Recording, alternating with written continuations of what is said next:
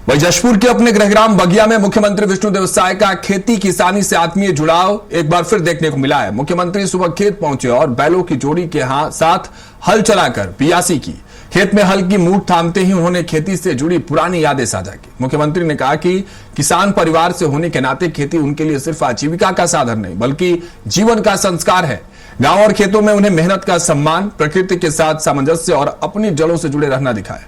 उन्होंने कहा कि आधुनिकता के दौर में भी अपनी परंपराओं और कृषि संस्कृति से जुड़ाव बनाए रखना जरूरी है। किसान सिर्फ फसल नहीं उगाता बल्कि अपने श्रम से समाज और प्रदेश की अर्थव्यवस्था को मजबूती देता है। सीएम साय ने छत्तीसगढ़ की माटी और मेहनतकश अन्नदाताओं को अपने हृदय के करीब बताते हुए किसानों के सुख, समृद्धि और खेतों में भरपूर फसल की कामना की।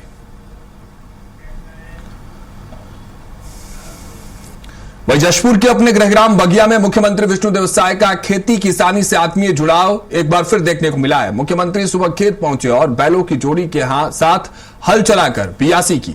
खेत में हल की मूठ थामते ही उन्होंने खेती से जुड़ी पुरानी यादें साझा की। मुख्यमंत्री ने कहा कि किसान परिवार से होने के नाते खेती उनके लिए सिर्फ आजीविका का साधन नहीं बल्कि जीवन का संस्कार है।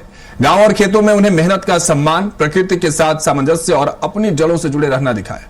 उन्होंने कहा कि आधुनिकता के दौर में भी अपनी परंपराओं और कृषि संस्कृति से जुड़ाव बनाए रखना जरूरी है। किसान सिर्फ फसल नहीं उगाता बल्कि अपने श्रम से समाज और प्रदेश की अर्थव्यवस्था को मजबूती देता है। सीएम साय ने छत्तीसगढ़ की माटी और मेहनतकश अन्नदाताओं को अपने हृदय के करीब बताते हुए किसानों के सुख, समृद्धि और खेतों में भरपूर फसल की कामना की।